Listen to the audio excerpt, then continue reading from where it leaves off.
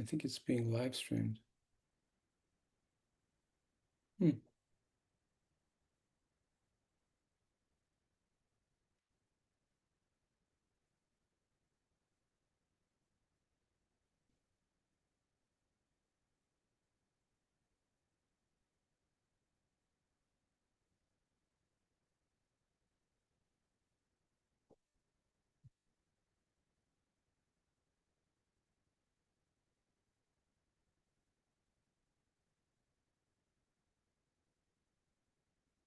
Must be pretty cold up in Boston today.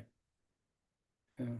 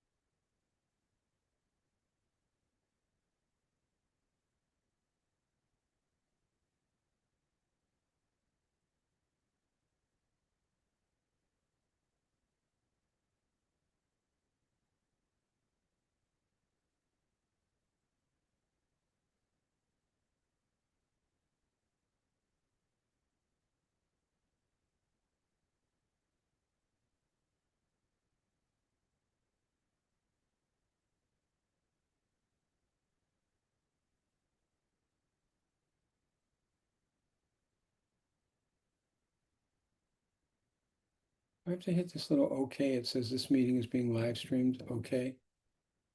Perhaps I have to send to it or something. Good.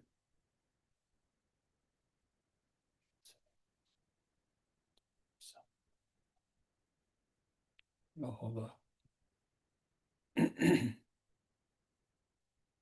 You can take your seat.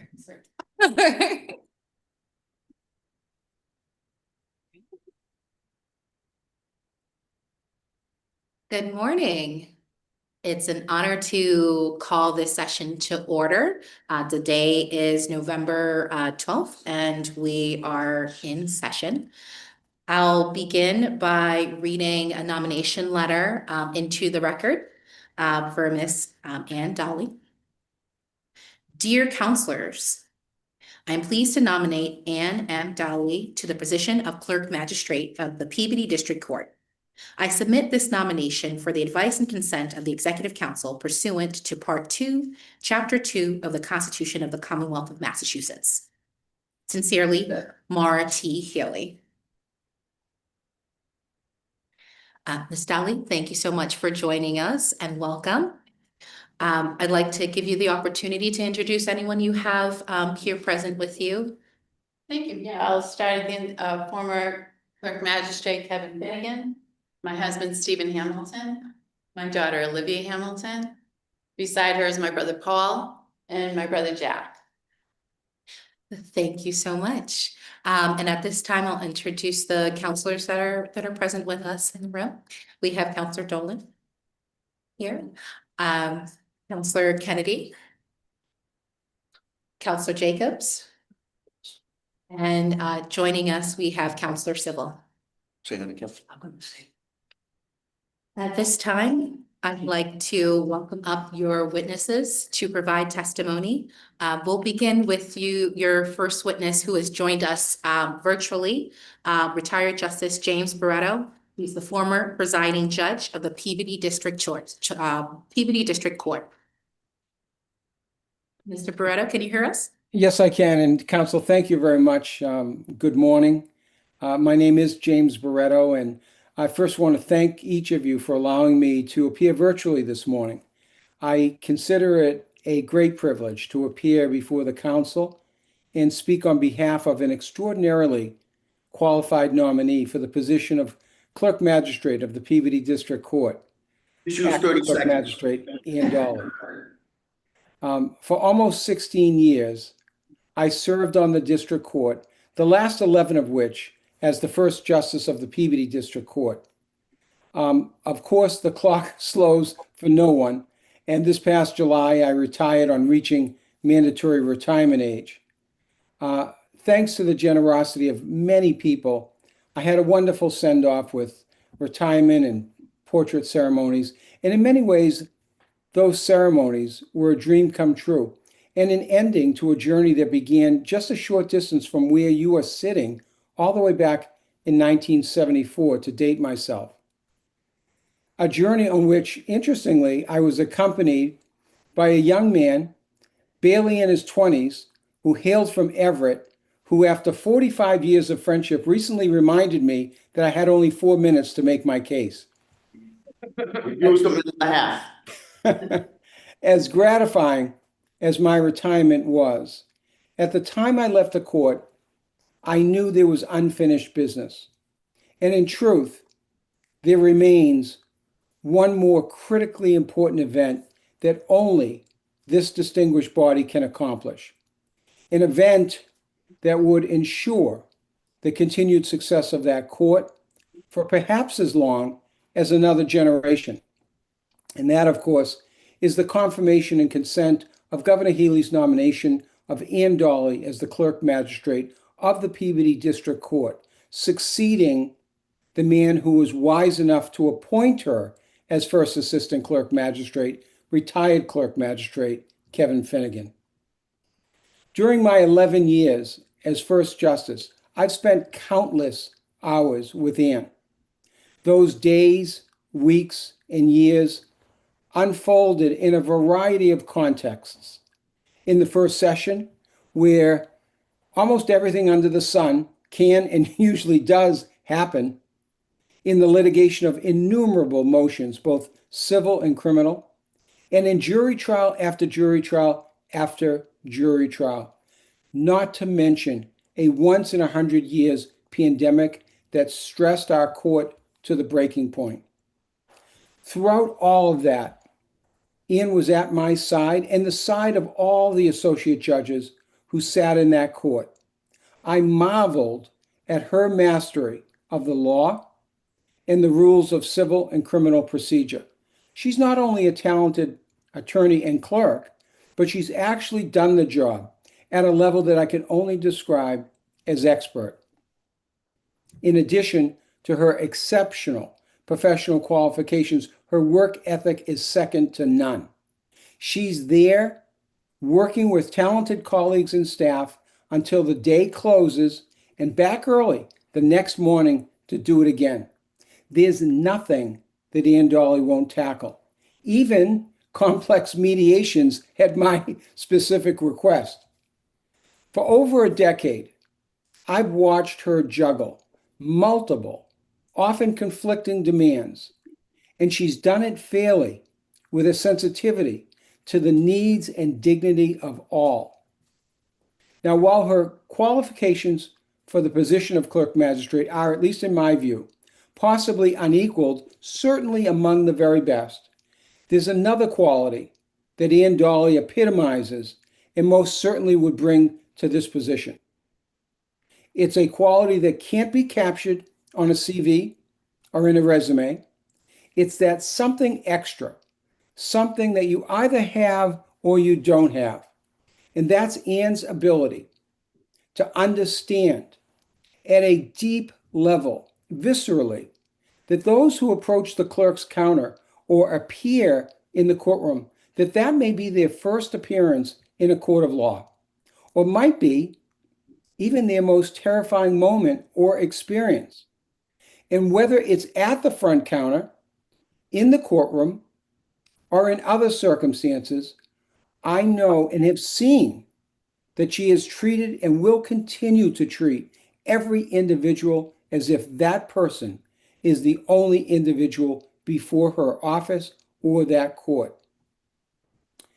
In conclusion, all of this is why I am wholly confident that should her nomination be confirmed by this esteemed council, the Peabody District Court and those who are served by that court will gain a thoughtful, wise, and extraordinarily talented and dedicated clerk magistrate.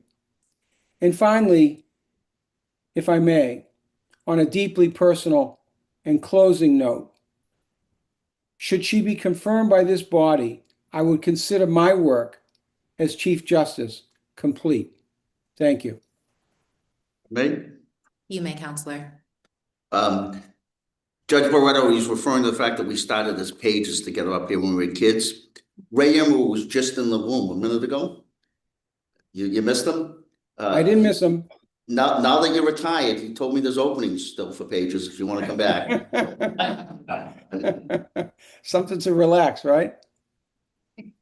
How's Florida? Enjoying yourself? Florida's good. The last couple of days, like New England, although we're not quite like New England, it's been in the 40s. I know you folks are well into the 30s, but tomorrow back to the 80s. Good to see you. Will do. Any other questions from counselors? Comments? Mr. Barretto, thank you for joining us from Florida. We appreciate your witness testimony today. Thank you again for the opportunity. At this time, I'll call up your second witness, retired Clerk Magistrate Kevin Finnegan. He's the former Clerk Magistrate of the Peabody District Court. You're welcome to sit right beside Ms. Dawley. Thank you, Chair. I've got to warn Ann that sitting through this is a lot like sitting through your own eulogy. But here we are to eulogize Ann Dawley. I'm not going to, and I think Councilor Kennedy told me anything of the 4 minutes that went over by Barretto was coming out of my time. So I'll be brief. But seriously, I've known Ann Dawley for about 35 years, and our lives, our professional and our social, our civic lives have intertwined throughout that 35-year period. And 20 years ago, as I was the newly minted Clerk Magistrate of the Peabody District Court, I had the opportunity to fill a vacancy, and I was so excited to bring Ann Dawley in and make her the first assistant. Ann is one of the most talented attorneys that I've ever had the pleasure of working with. She lives her life with humility and grace, and she brings that to the job every day. My staff absolutely adores and respects Ann in every way possible.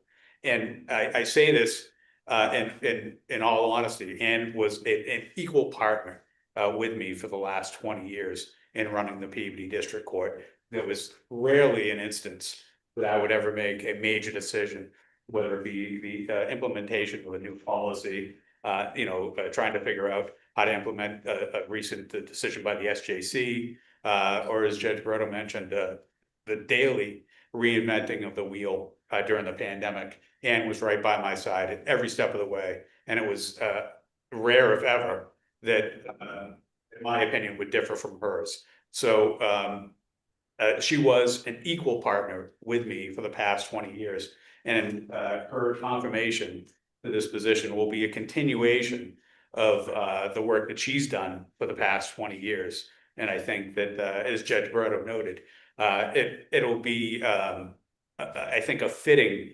continuation of the work that all of us that have worked at Peabody District Court over these last few decades, the continuation of that work that we've all laid out.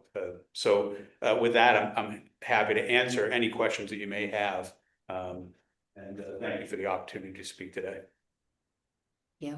Any questions? I don't have any questions. Thank you for coming, Kevin. It's good to see you again. You've Councilor. had decades of service to the Commonwealth as a state representative, as the Clerk Magistrate. You were always very good to all the lawyers that went into the courthouse, including myself, and I thank you for that. I appreciate that. Thank you. Yeah. Seeing no other questions, thank you so much for your testimony today. Thank you very much. At this time, I'll see if there's anyone here to speak opposed. If it wasn't high security, we might want to check. Seeing none. Ms. Dawley, the floor is yours to provide your personal statement. Thank you. Good morning. I'm honored and grateful to be here. First, I'd like to thank Governor Healy and Lieutenant Governor Driscoll for nominating me as Clerk Magistrate of the Peabody District Court. It's an honor.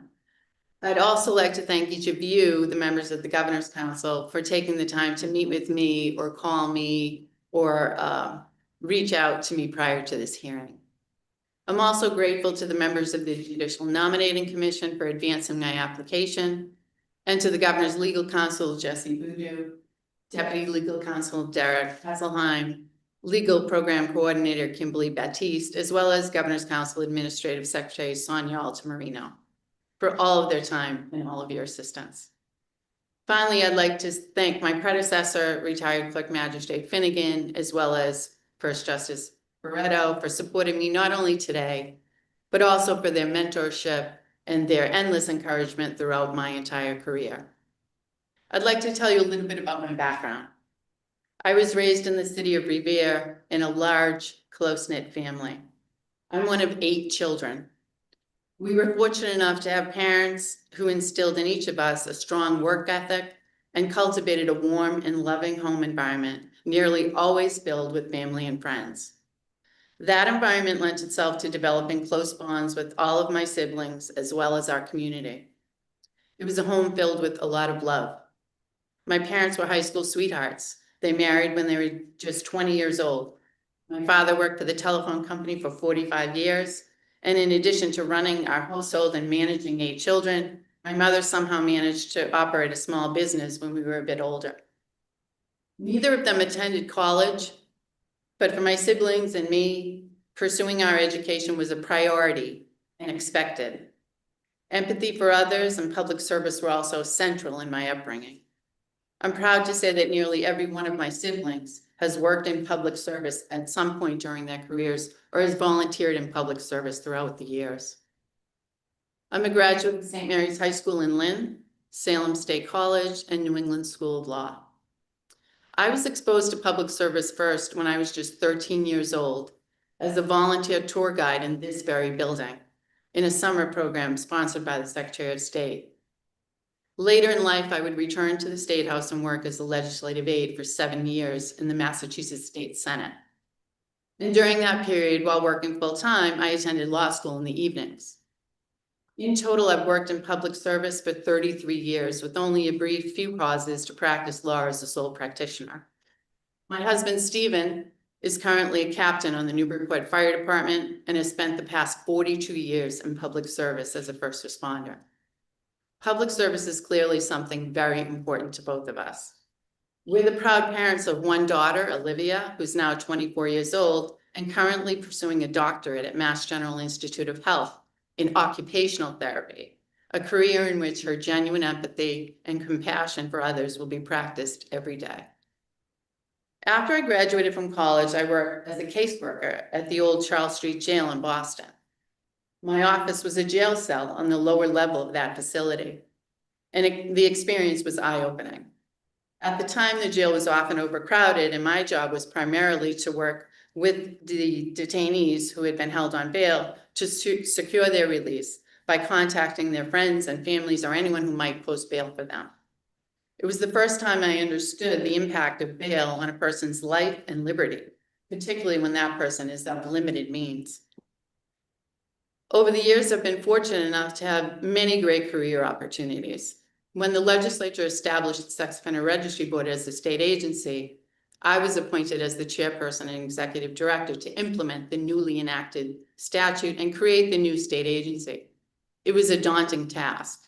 The subject matter was difficult and full of legal challenges, but the experience provided me with invaluable knowledge about government, the law, and the work that can be accomplished by collaborating with talented, compassionate, and dedicated state workers. I began my career at Peabody District Court in May of 2006, when I was appointed by Clerk Magistrate Finnegan to serve as the first Assistant Clerk Magistrate. I can honestly say that in the 19 and a half years that have passed, there's not been a single day that I have regretted that decision, and not a single day that I did not want to go to work. During my nearly 20 years, I've learned much about the communities that the court serves. Peabody District Court's a small community court. It serves the city of Peabody as well as the town of Lynnfield. I'm proud to say that I've taken the time to understand the needs of each of those communities, which are very different from each other. During my tenure in the court, I've also had the opportunity to serve the greater trial court by serving as a member of the District Court Educational Professional Development Committee, as well as on the Education Committee of the Clerks Association, which provides training and advice to new clerk magistrates and assistant clerk magistrates. I can confidently say that the work of the Peabody District Court is a valuable community resource, a place where community members and court users are welcome and feel comfortable coming to the clerk's office to ask for help or guidance or to be connected with possible resources. The clerk's office is the gateway to our court, the first place any court user will go when arriving. I know how important it is to make a court user's experience a positive one to the extent that we can, by showing respect and dignity, by allowing each person to be heard, and by ensuring a safe place where grievances can be resolved. I believe my career and experience have prepared me well to lead the court, but I would be remiss if I didn't acknowledge that I could not do this alone. I am extremely lucky to work side by side with a dedicated staff who are on the front line and serve as ambassadors of the clerk magistrate. They are extremely kind and incredibly knowledgeable. If confirmed, I'm committed to continuing to have a positive impact and to serve along with my colleagues as a trusted resource for the communities that we serve. Thank you very much for your time. I'm happy to answer any questions you might have. Thank you. At this time, I'll start with Counselor Kennedy. We've only got about an hour's worth of questions.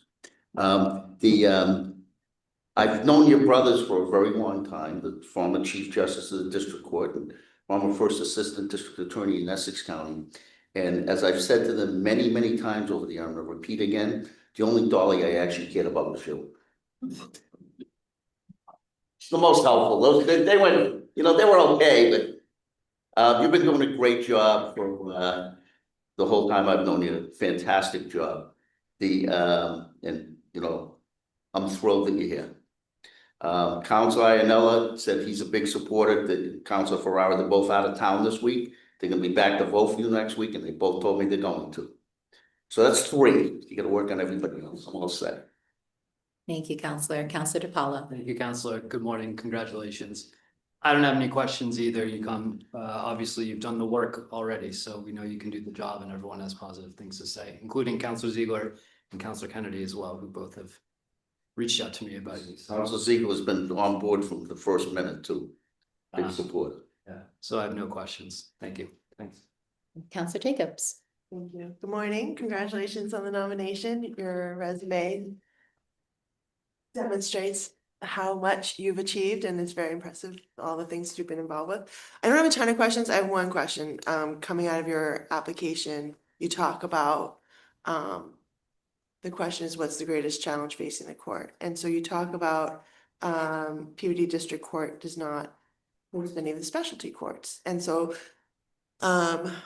I have a series of questions sort of wrapped around that in terms of understanding, so Linfield versus Peabody and the sort of how you would describe those communities and what proportionally is primarily driving people to the district court from each in terms of root causes, and whether the lack of these specialty courts in Peabody is reflective of a lack of need for those things or some other thing, if that makes sense to you. Sure. We don't host specialty courts, but we certainly have many specialty courts in Essex County. And we very often make referrals to those specialty courts. When I say that the town of Linfield is different than the city of Peabody, Peabody is a much larger community. I think there are around 55,000 residents. Linfield's a small community, I think maybe 12 or 13,000 people. So the bulk of our work absolutely comes from Peabody. And we do, despite the differences in the demographics in both, I think a lot of the problems and the challenges we see in society today,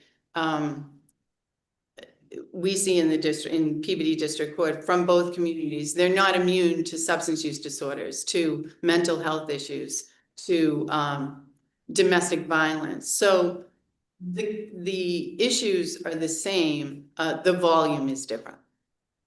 The volume is different, Peabody versus. Exactly. As an aside, my husband grew up in Peabody, and you know, so Not fully unfamiliar with either of those two towns. Can't say that for all of the towns across Massachusetts, but that one spent a good amount of time with family. And Peabody has some special magic that people get very excited to share their Peabody connection. So it's been an amazing experience with him connecting with the Peabody folk across so many events. They find each other and cluster. I just find it interesting. So do you feel the lack of the specialty courts at Peabody, since there are others in Essex? Is that you mentioned it as a challenge, so I'm just curious what your thoughts are about you know, that lack, and if that were a change that you would be looking to implement in some way to introduce to that court some form of diversion type program. Sure, we would always be thrilled to accept a specialty court at Peabody, but I don't think it's lacking in terms of not being able to make the referrals. We often make referrals to the Veterans Court or the drug courts, and the trial court's wonderful, and the specialty courts are wonderful about coordinating, and we really, that I can recall, have never had a problem with referrals being made. So from your perspective in the clerk's office, what role how would you define sort of the mission that you bring to that work, particularly as it relates to people who are coming from a place of whatever bad choices happen, there's substance abuse happening, or there's mental health root causes happening? How do you approach the work of in your office in that role? I think the first place we have to start is with empathy. The clerk's office and the district court particularly is the intersection, I think, of the challenges and the problems in the larger society. So we do every day have folks coming in who need substance use disorder treatment, mental health issues, homelessness, poverty issues. So, and it's all reflective of the larger society. I think what I can say is that we need to approach every person by recognizing their humanity and recognizing their lived experiences and their traumas. And that's the approach that I take, and that's the approach that the staff takes. And we do that just by treating each person with respect and dignity. Is there a role that you look to how do I want to phrase this? So there's, the question comes from a place of concern around people who come into district court with whatever circumstances brought them, whatever choices have been made, whatever, and whatever root causes have generated those behaviors. But in the instance where it's likely to be a dismissal, if it gets to that point, it's still on their record that they have a dismissal. Is that a consideration for you? Is that a concern that you bring to it? Are there steps that you take to pre-arraignment have an impact there?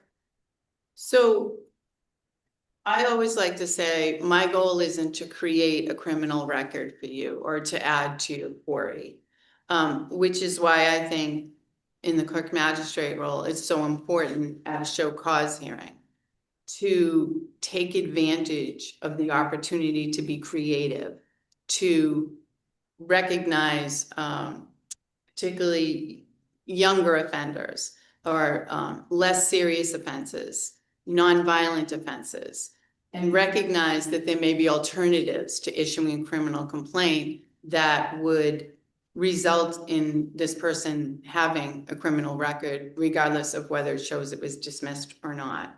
So it's something that I routinely do at clerk's hearings, is try to divert a person out of the system when it's appropriate, so that we can avoid that result. I appreciate that. I don't have any further questions, and I appreciate your time. Thank you, Counselor. Counselor Sybil. Thank you. Mrs. Dawley, how are you? Good, how are you? Congratulations on your nomination. Thank you. We had a wonderful conversation about your experience. My only question is for you. We talked about warrants. When police officers come in to request for a search warrant, what steps would you take? And also, what would you do if the four corners of the police report does not match the charges that are currently the charges that they are setting forth for the search warrant? And I think I told you this when we spoke.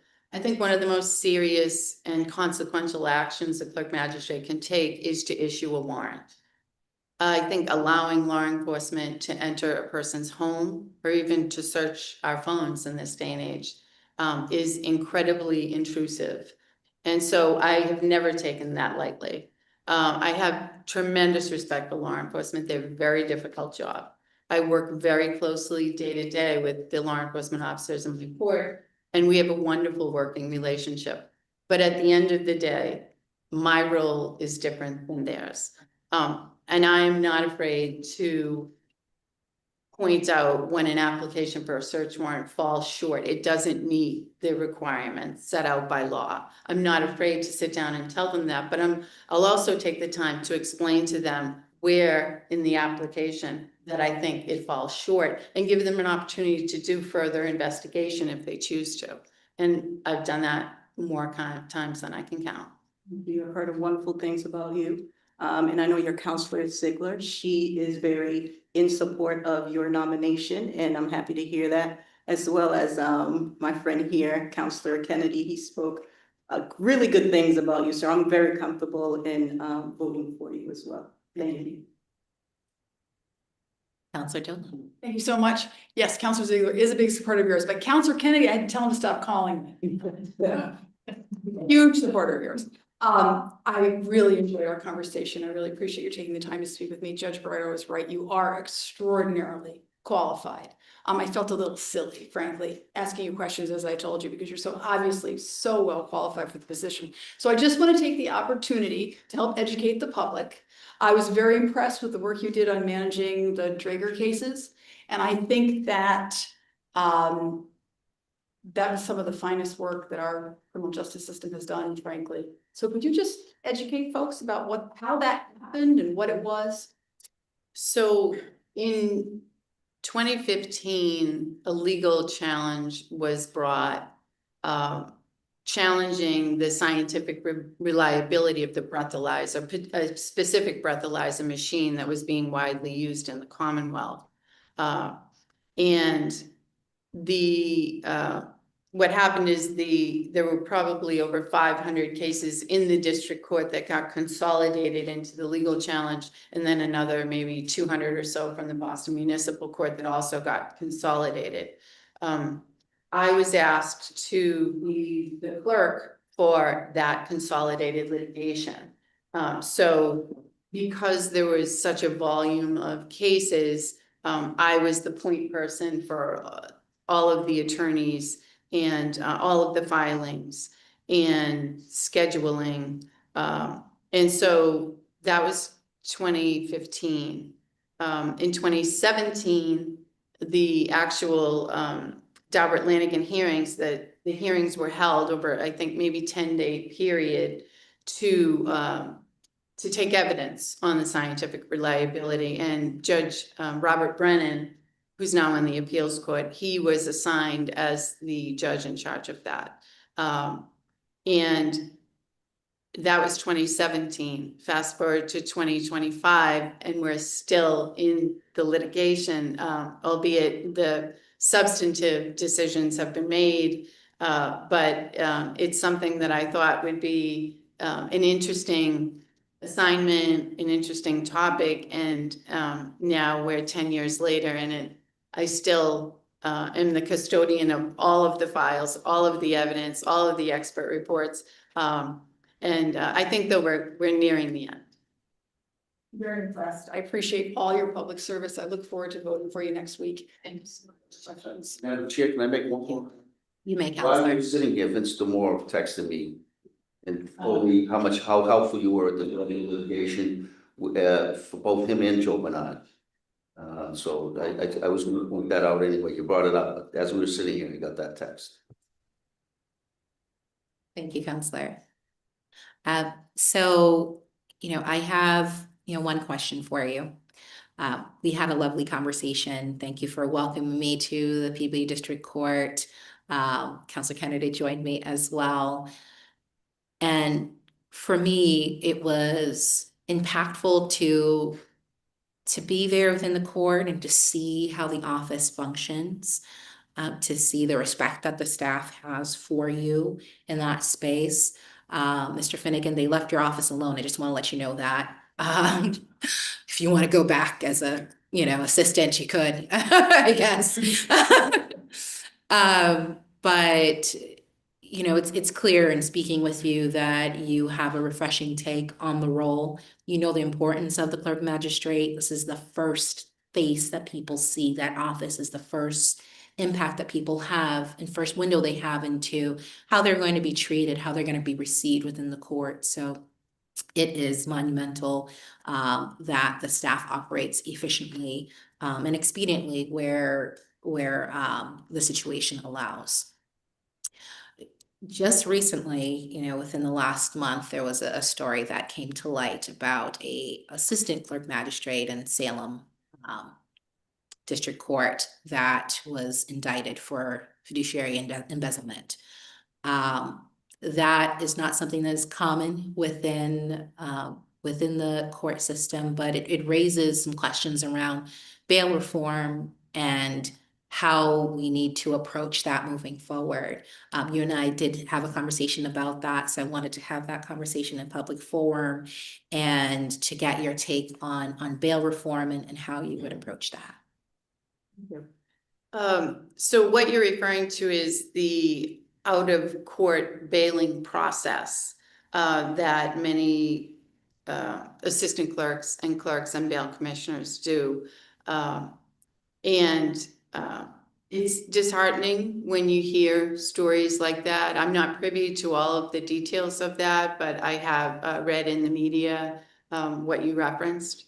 I will say my experience with it has been that the bail commissioner in the Commonwealth sets out very stringent requirements that every person who participates in bail has to adhere to. It's very detailed. It has, it's a lot of work to do that and to comply. And so it was even more surprising to hear the allegations that were made because knowing the requirements and the steps you have to take in order to participate. I will say, just from my experience in Peabody, I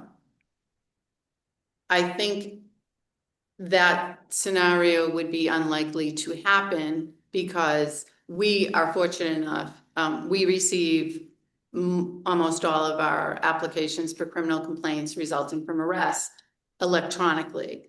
And we have the benefit of, most of them come from Peabody Police, and we have the benefit of seeing right on the electronic transmission who set the bail and how much the bail was set for. So I'm also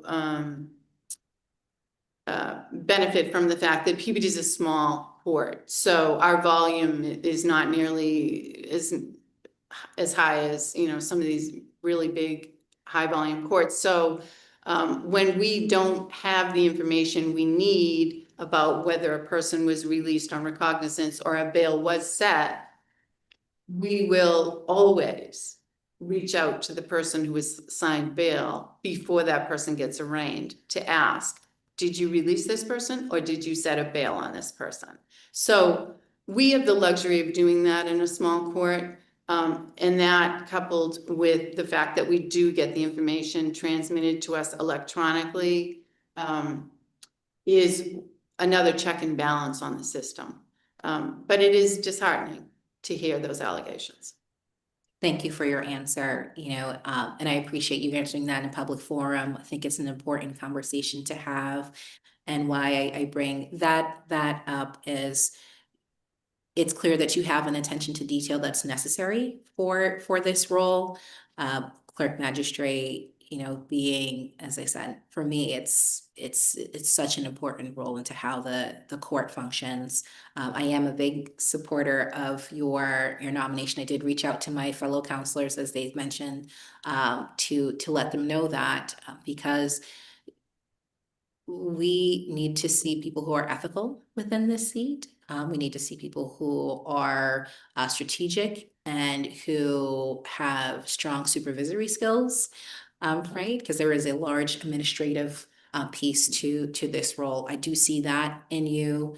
I do see your attention to setting a positive tone within the work staff, with the administrative staff within the office, as well. And in our conversation, you expressed to me how, public service runs deep within your family. To see your family here looking on in great support of you is refreshing and heartwarming as well. So with that, I have no further questions. The council will be convening next week. And I encourage my counselors to be in support of your nomination as we take our vote. At this point, we'll close the hearing. Thanks.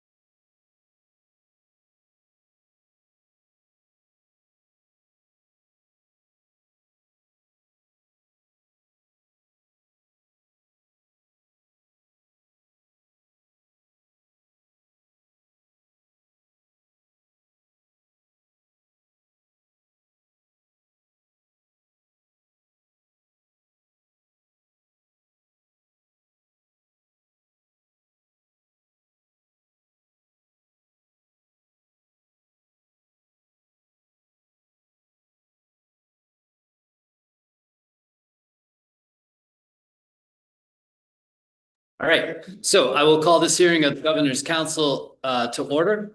And I will open by reading a letter submitted to the council from the governor. Dear councilors, I'm pleased to nominate Patty Rafferty to the position of Clerk Magistrate of Uxbridge District Court. I submit this nomination for advice and consent of the Executive Council pursuant to Part 2, Chapter 2 of the Constitution of the Commonwealth of Massachusetts. And I am enclosing the nominee's resume for your convenience. Sincerely, Governor Maura T. Healy.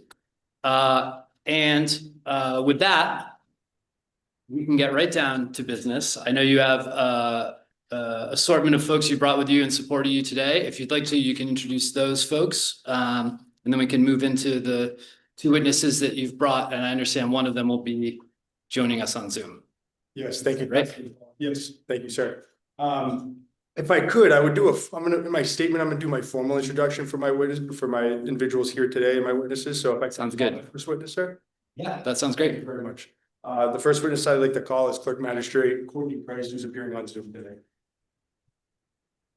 Morning, everyone. First and foremost, I would like to thank all members of the council for allowing me the privilege to be here today to speak on behalf of Attorney Rafferty's nomination to the position of Clerk Magistrate of the Uxbridge District Court. Thank you all for having me, and I'm very sorry that I couldn't be there in person. I would have loved to have seen all of you, and thank you again for giving me the opportunity of a lifetime and a job that I continue to love every day, but unfortunately at an appointment I could not get out of. And to Councilor Dolan, I haven't had the pleasure of seeing you since your new position, so congratulations, and know that all of us in the Leominster District Court miss you very much. For those that don't know where Leominster is, it's just north of Worcester County. Mr. DeAndrea, I'm sure will be sure to point that out to you. Much has been said of Patty's professional accomplishments, but I have been lucky enough to not only call him a colleague, but a friend, and it's been a privilege to be both. When Patty asked me to speak on his behalf today, he asked me if I was willing to do so. My first thought wasn't if I was willing, but if I would do him justice, and I really hope that I do.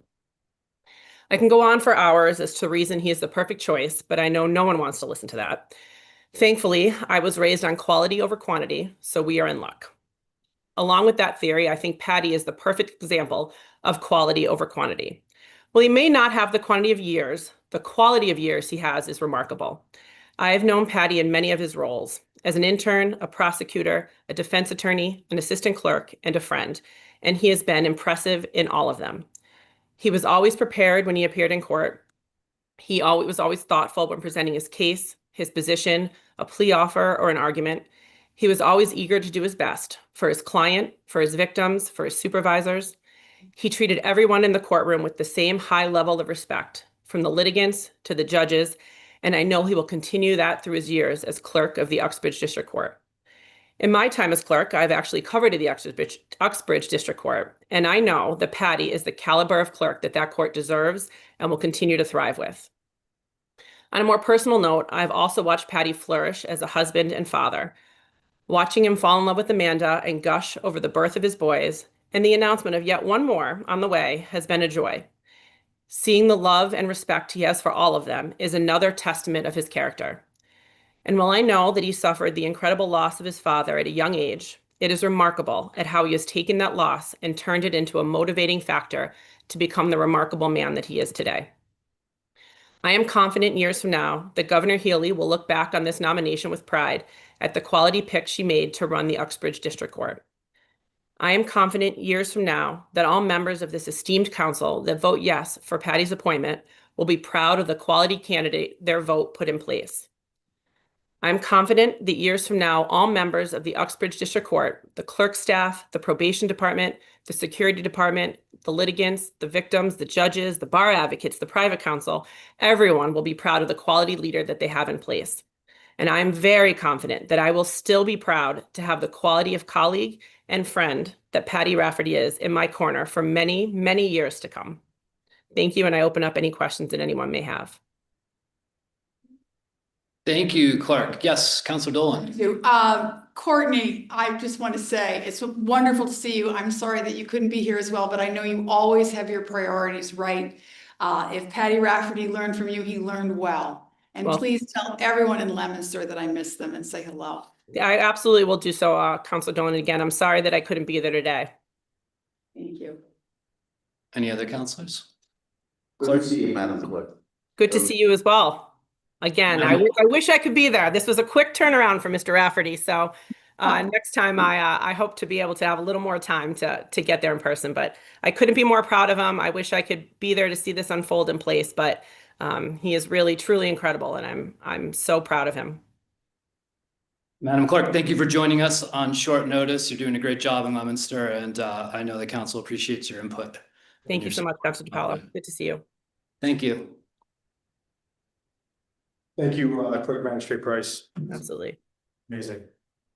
The second witness I'd like to call, folks, is Assistant Clerk Magistrate Katrina Fernando from the Worcester Juvenile Court. Good morning, everyone.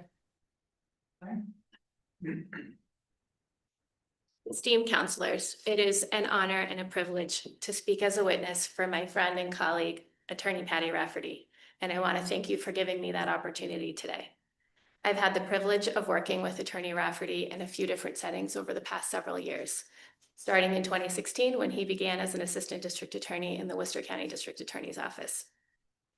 As a fellow Assistant Clerk Magistrate with an office just a few doors down from mine, and more recently through our work together on the Worcester County Bar Association Executive Committee. Over the years, I've come to know Patty as not only an exceptional colleague, but as someone who is kind and genuine.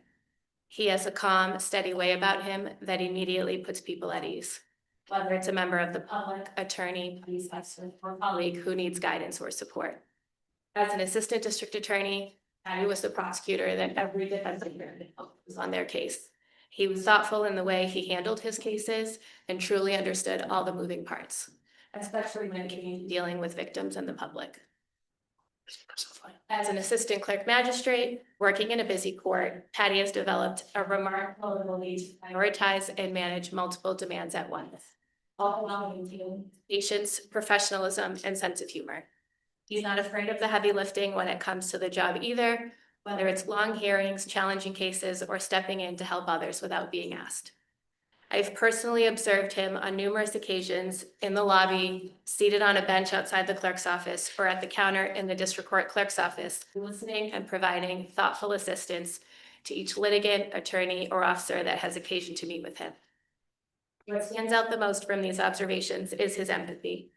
He approaches everyone with respect and understanding, and it's evident that he sees the people behind the pieces.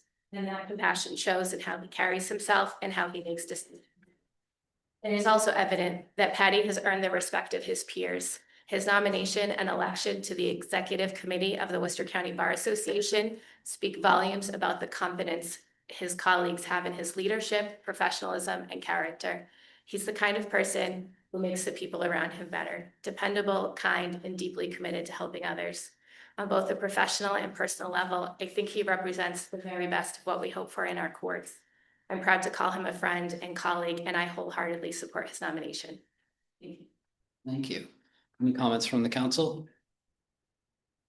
Thank you. Good to see you. Thank you, Assistant Clerk. You're doing a great job at Worcester Juvenile, and have an incoming Worcester County Bar President in support of the nominee speaks a lot to the council. So thank you very much. Yeah.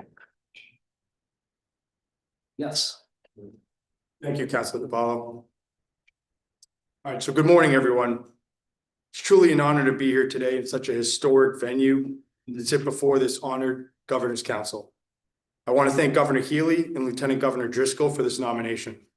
I am truly humbled and honored. I would also like to thank the members of the Judicial Nominating Commission for their time, attention to detail, and their due diligence on my application. I also want to especially thank Chief Legal Counsel Jesse Boudou, Deputy Legal Counsel Derek Kesselheim, Program Coordinator Kimberly Baptiste, Administrative Assistant Sonia Alvarado, and the team at the Governor's Council Office for their assistance and work throughout this application process of my nomination. I'd like to recognize and thank Governor's Counsel Paul DiPaolo for his advice and support during this nomination process, and the rest of the counselors for speaking with me regarding my candidacy. I'd also like to acknowledge the individuals who are present with me for today's hearing. My wife, Amanda, seated to my left, quite simply my backbone, and who's wholeheartedly supported me throughout my entire career. Thank you for blessing me with our boys, Connor, who's 6 years old, and Cameron, 3 years old, and now standing by me yet again and carrying our baby boy number 3 at 38 weeks. You look glowing and beautiful as ever. I love you. I'd also like to deeply thank the following: Attorney Richard Rafferty Jr., Attorney Jane Eden, and Clerk Magistrate Brian DeAndrea of the Worcester District Court, who are here in support of me today. A special thank you to Attorney Travis Rafferty and my great friend John Lorenzo behind me. And along with my witnesses today, Clerk Magistrate Courtney Price and Assistant Clerk Magistrate Katrina Fernando of the Worcester Juvenile Court. To my family and friends who are not present here with me today, current and past colleagues, thank you for being such a big part of shaping who I am today. All right. Now, who's candidate Patty Rafferty standing before you today? I'm a husband, I'm a dad, amazing titles that I carry so humbly. However, I think I'm best described as a person who simply just loves helping people. There's no better feeling in the world than helping someone in distress. Those opportunities present themselves every single day of our lives.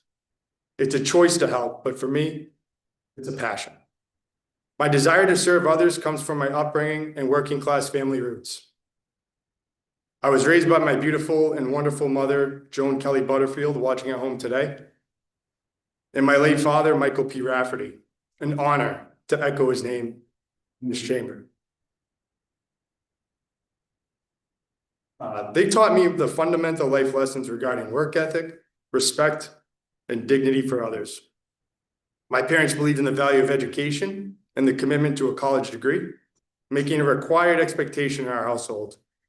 Such standards set the tone for my siblings and I as we continue learning the value of life.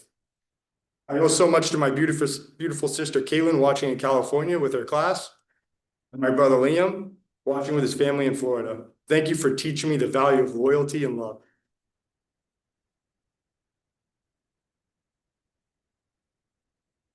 My father's diagnosis of terminal cancer came when I was in high school, and it changed my life.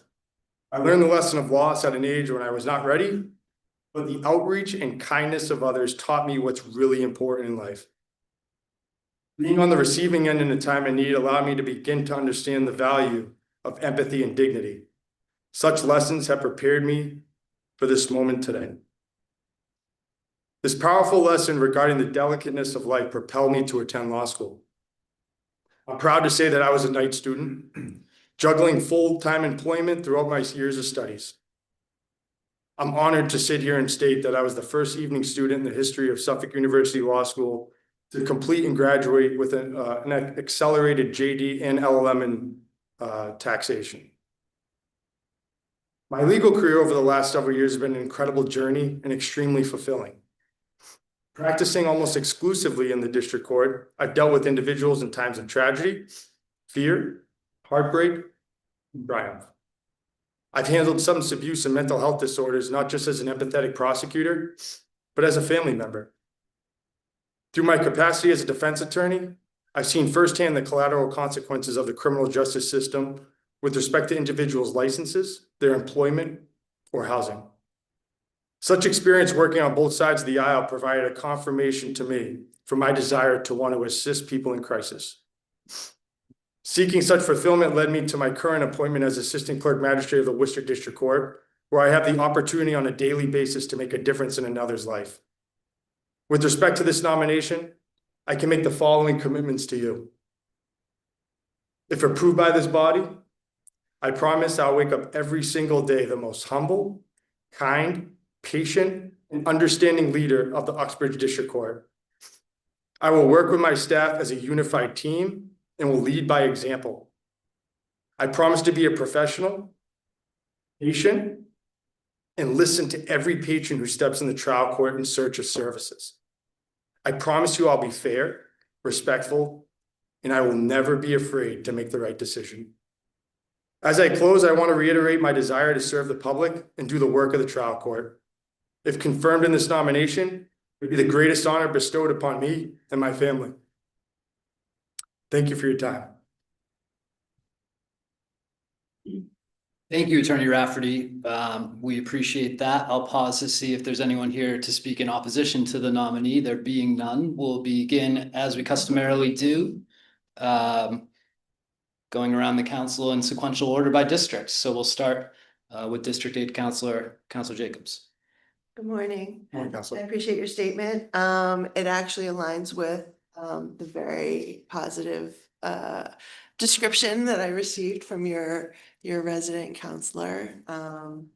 And I'll try not to have a ton of questions. I always say that and then I get away from myself. But how old are you?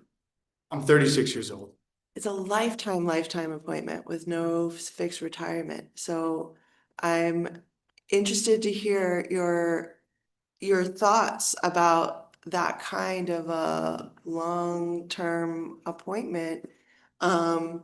And whether you have ambitions to other courts or other offices, or you really think you want to, 30 plus years, 50 plus, 60 plus. hoping for a long life for you, 80 plus years.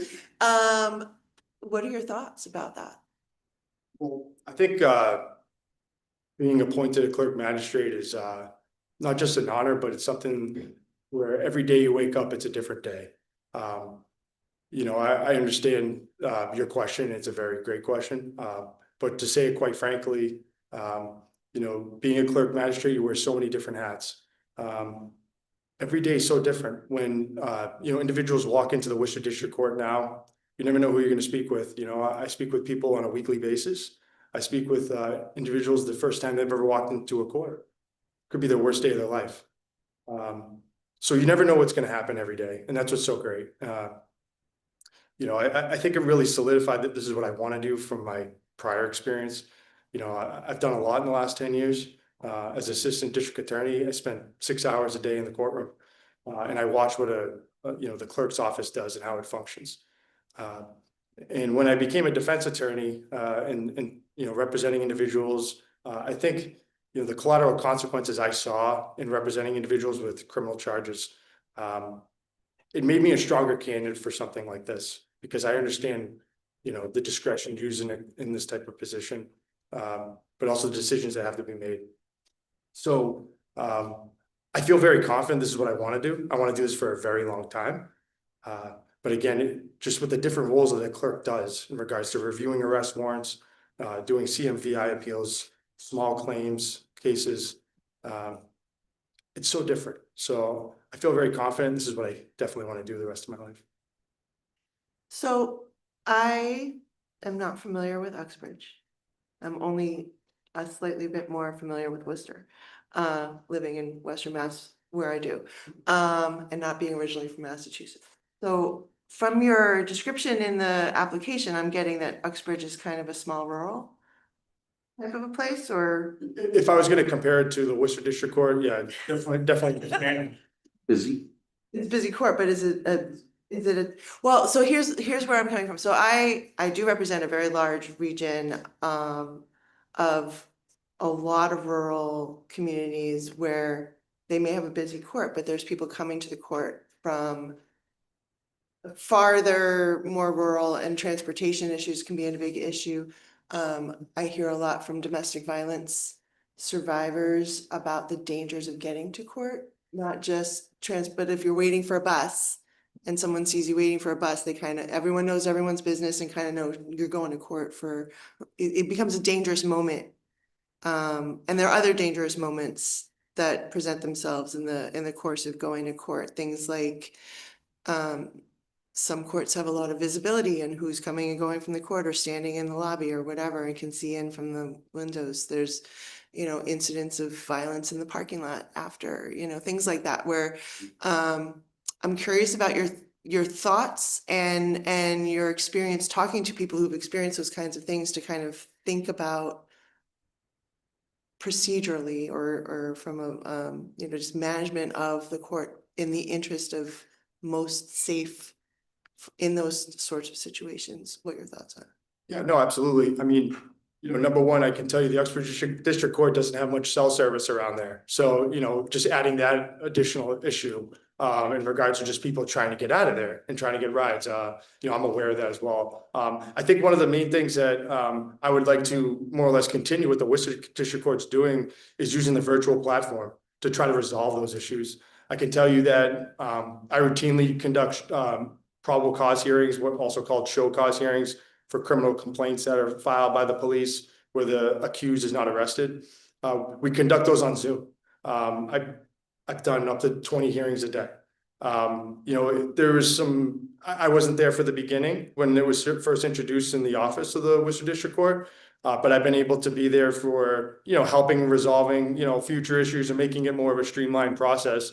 I can tell you the court users do like it. Time to time, there's individuals that will express that they want to, have their hearing in person and be conducted in person. But I'll tell you, not only the court users, but the attorneys use it. So I think in regards to, Uxbridge District Court, where not only, like I said, the cell service isn't good, but it's could be a long ride for somebody and difficult for public transportation. I want to use that Zoom and virtual platforms to try to resolve those issues. No, I appreciate that. I mean, honestly, that solution doesn't work for a lot of my district where there's nothing. There's no broadband, there's no cell signal, there's literally, you're in a digital wasteland, and can't, during COVID, we couldn't even get hotspots to a bunch of our more rural kids because there was nothing for them to latch onto. So it's just, they had to drive down and park in a parking lot because that's where the Wi-Fi signal was. So I put that before you too, just to consider, so if you've got people in your district who are in the region that is served by that court, who are in that kind of a situation, even a remote doesn't necessarily fix some of those problems. No, but I appreciate the thoughtfulness around it. You know what, I'll just leave it there and thank you for your time. Thank you, Counselor. Counselor Civil. Thank you. Congratulations, Mr. Rafferty, on your nomination. We spoke about, your experience working for the courts as well as a prosecutor. My question for you is warrants. We talked about if a police officer comes and requests for a search warrant, what would you do if the court comes? I'll tell them there's no probable cause and I won't sign it. Not to be sarcastic, but the police, we do a lot of search warrants in Worcester. I think we're almost at 350 just this year. But that means 350 didn't, there was only 350 that applied. There was a lot more than that. I think we have a strong office, a strong staff of assistant clerks that aren't afraid to say no. And I'm gonna tell you, I'm gonna continue that. I have no problem having those conversations. One of the things that, police sometimes, try to run by us is, well, the appeals unit signed it for the district attorney's office. Well, if they want to sign it, they can. And, I say that somewhat with sarcasm, but quite frankly, I'm not gonna put my name on a piece of paper where I don't believe there's probable cause. And I think just to touch on, based on, some of the other issues I deal with, that we spoke about, was say we have that probable cause prong that was met, there's some other additional things to be considered on a search warrant. If there was a search warrant on a particular piece of property, there's a question whether the search warrant should be executed at night or could be executed at night. And we have a lot of discussions about that. Those boxes, they're check boxes, but you have to really think about what you're signing. These are people's liberties. Another prong on that is there does everyone need to be placed in custody when the search warrant is executed? Well, show me why everyone needs to be placed in custody. Just because you're going into the house doesn't mean that you need to put everybody in custody. So not only is there probable cause discussions I'm not afraid of, but also having those other discussions. The officers know what they get when they come into Worcester District Court if I'm the one answering that the search warrant is being applied for, and I'm going to continue that. Thank you. I know your counselors in support of you, and it speaks volumes because I heard that, you ran against him for governor's council. So I know there's something in you that he sees. Which makes me question his judgment that he made. I think that speaks volume in his character as far as the qualities that you possess and that what makes you a great candidate to become a clerk magistrate. I just want to know what you think now that you're standing before him. Well, in that campaign, I'll tell you this. You realize how big that district is. 65 towns it's a lot. It was a long summer. I'll tell you though, following that election, I'm really proud of what Councilor DePaul has done for our region. The representation he brings every week here is incredible. He's a huge advocate for our community. I I couldn't pick a better person to be representing Central Massachusetts. Good question. Thank you, Counselor. Counselor Dolan. Well, you do get to know your opponent pretty well. Counselor DePaula knows you pretty well, and he thinks very highly of you. I know he's a big supporter. So that means a lot to me, and I thank you for reminding me of when we first met in Fitchburg District Court and how delightful it is to see you again under these circumstances. I don't have a lot of questions for you, really just one.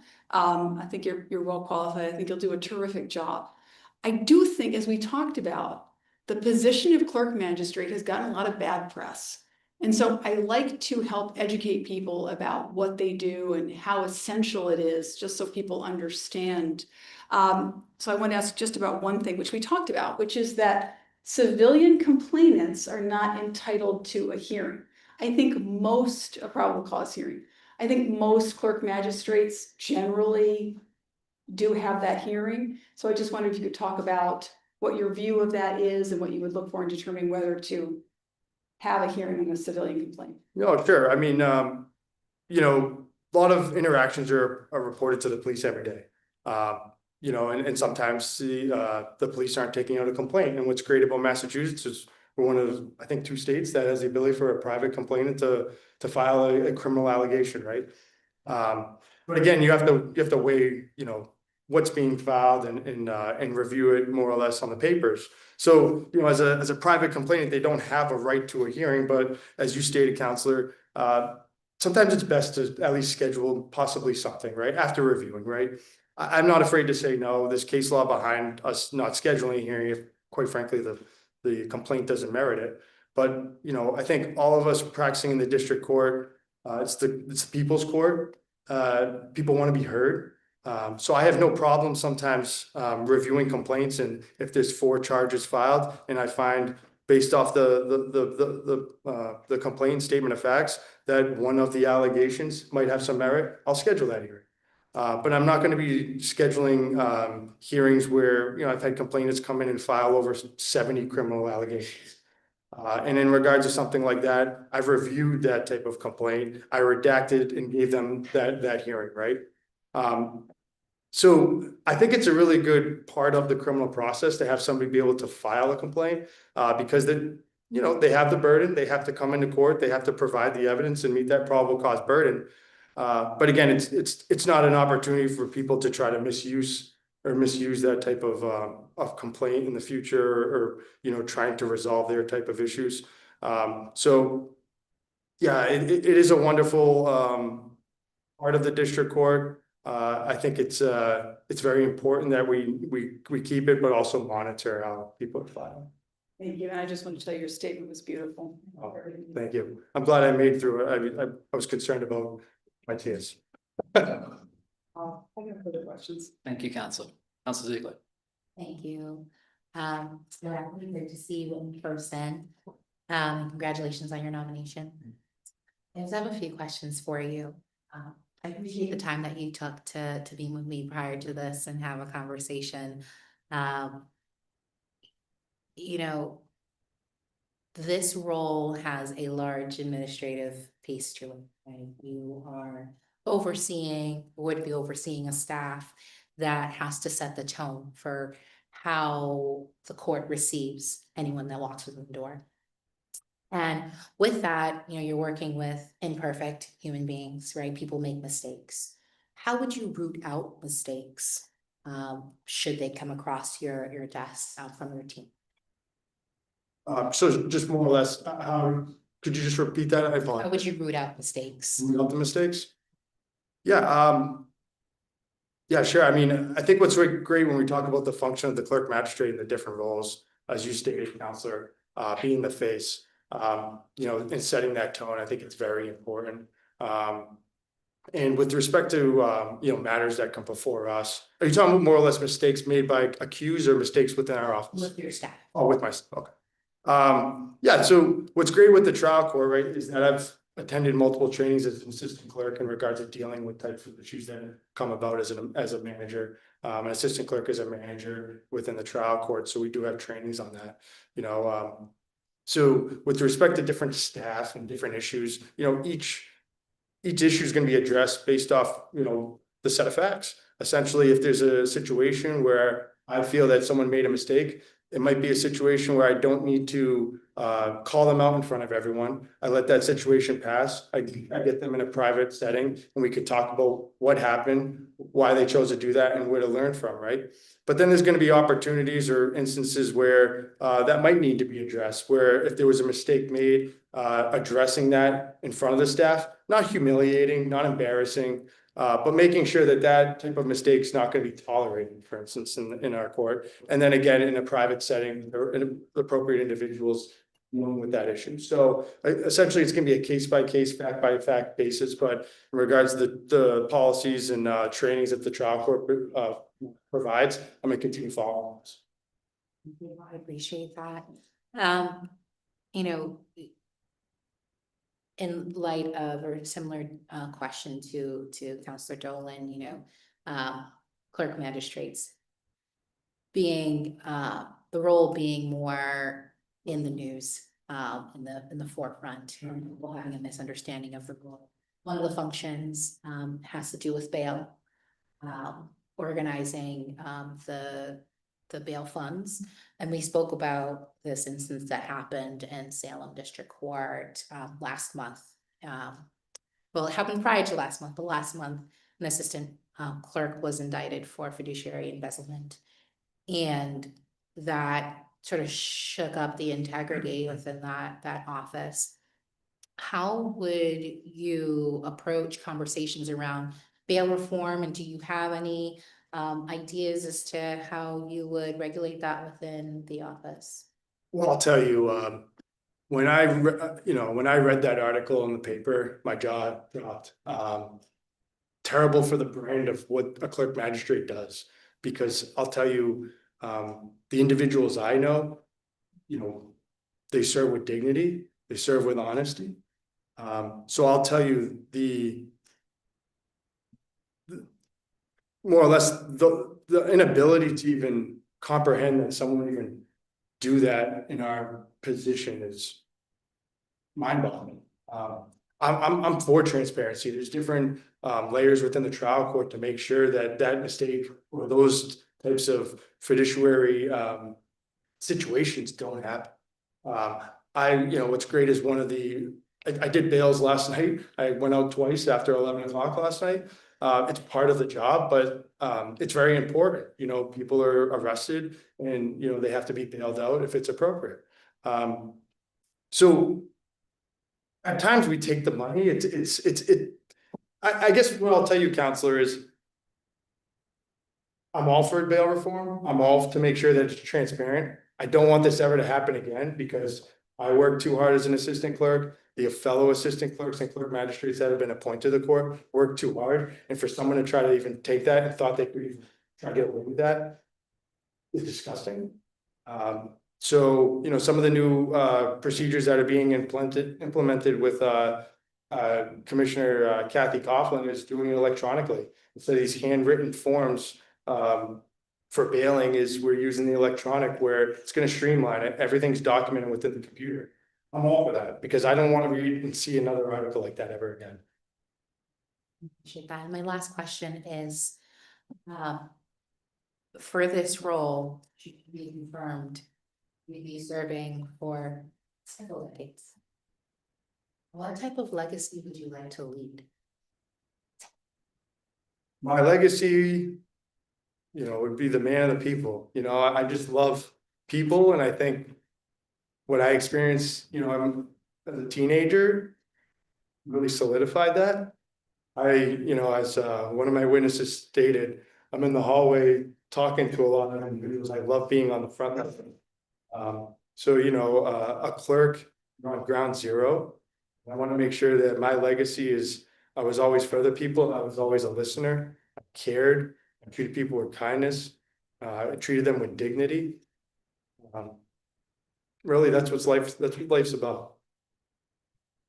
Thank you. Thank you, Counselor. And I know, Counselor Kennedy, we do have to break at noon, so I'll be watching the clock for you, but I just wanted to give you a heads up, Counselor Kennedy. How do you explain to your older kids when they're older how the youngest got to attend your hearing? I didn't think of that. Do you think that's fair? Well, My older two would have been pretty upset. First of all, Councilor Iannella and Councilor Ferrara, who are big supporters of yours, are out of town on business. They wanted me to relate to you that they're big supporters and intend to vote for you. I know one thing as I sit here today, one person that's very proud of you, which is your uncle, my friend. And I know your father would have been very proud today sitting here. I know that. So you should take that home with you and savor that. It says a lot that, you went against Paul. I was going to bring that up, but he's your biggest supporter in the room. That's how politics should be. And probably the best thing that happened to you is you didn't win. Certainly not the best thing that happened to the rest of us, but he's a very, very big supporter of yours, and I just want to point that out. You're going to be a great clerk magistrate. I listened to your statement carefully, and you talked about how you handle people and how you started doing that when you were a young district attorney. We may have had one or two cases back then, and I noticed that back then, and that was a long time ago. What a great job you did there, and the empathy that you did have, even as a prosecutor. You recognize it's not about getting convictions, it's about getting justice. With respect to your age, recently we had a nominee from the Nantucket District Court who has become a judge. She was appointed when she was 29 years old. She's did the job for 20 years and now she's a judge. We had my friend who was the clerk magistrate in the Somerville District Court, who got on in her 30s and is now a district court judge. I'm seeing a trend here. I think you're going to be back. I don't know if I'm going to be here that long. I'm getting older. But my point is that some very, very good clerk magistrates get on young. Frankly, I like the fact that at 36, you're not applying for a judgeship, that you are applying for a clerk magistrate's job. I think at that age, you're better suited for it. You have enough life experience to be able to do the job. And I don't want to call it a training ground because it's an important job that people stay on forever. And I think you're going to do a terrific job at it. I know that Clerk DeAndre is a big supporter of yours and has been for day one. And that means a lot to me too. So good luck in your new career. I think you know how to count. I think you said something about an element tax. Yep. So did you count? And so I think you're okay. Thank you, Mr. Chairman. Thank you, Counselor. Attention. Thank you, Counselor. Counselor, that was quick. That was quick. That's a record. I'm going to be really brief as well. The governor had a tough choice to make in this seat. There was good people. There's good people in our communities applying for these positions.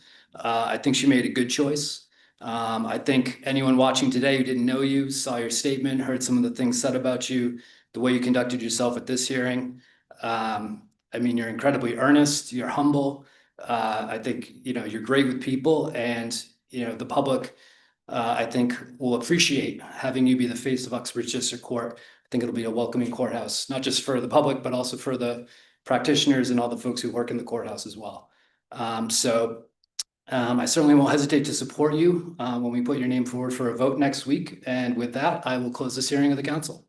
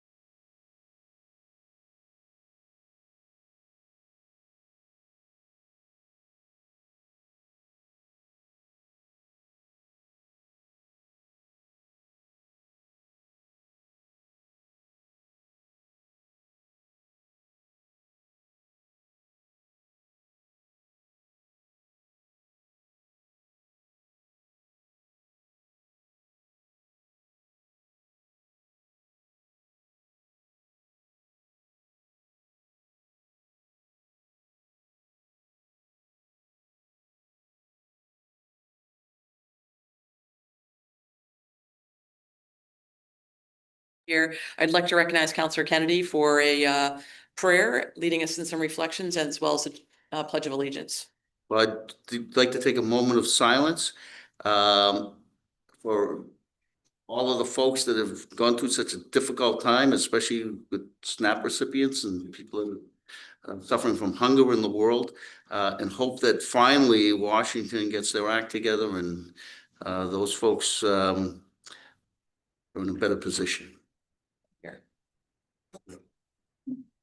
My pleasure. To the flag Of the United States of America. and to the republic which it stands, one nation, under God, indivisible, with liberty and justice for all.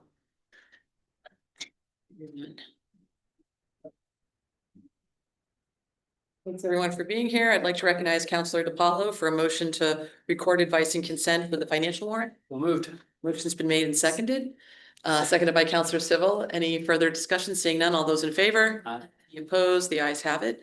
I'd like to recognize Counselor Dolan for a motion to record advice and consent for the pending list of notaries public and justices of the peace.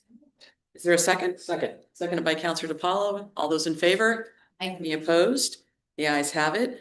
I'd like to recognize Counselor DiPaolo for a motion to record advice and consent for the appointment of Mark Lee to the position of Associate Justice of the Probate and Family Court. So moved, Lieutenant Governor, it's an outstanding nominee. Excellent. Second. Seconded by Counselor Ziegler. Is there any further comments or question? Seeing none, I will ask Sonia to please help us by calling the roll. Counselor DePaulo, Yes. Counselor Jacobs. Yes. Counselor Civil, Yes. Counselor Dolan, Yes. Counselor Sigler, Yes. Counselor Kennedy. Yes. 6 members voting, 6 in the affirmative, the matter carries. I believe that will conclude our business. So I'd entertain a motion to adjourn. So moved. Made by Counselor Jacobs, seconded by Counselor Ziegler. All those in favor? Any opposed? The ayes have it. We stand adjourned.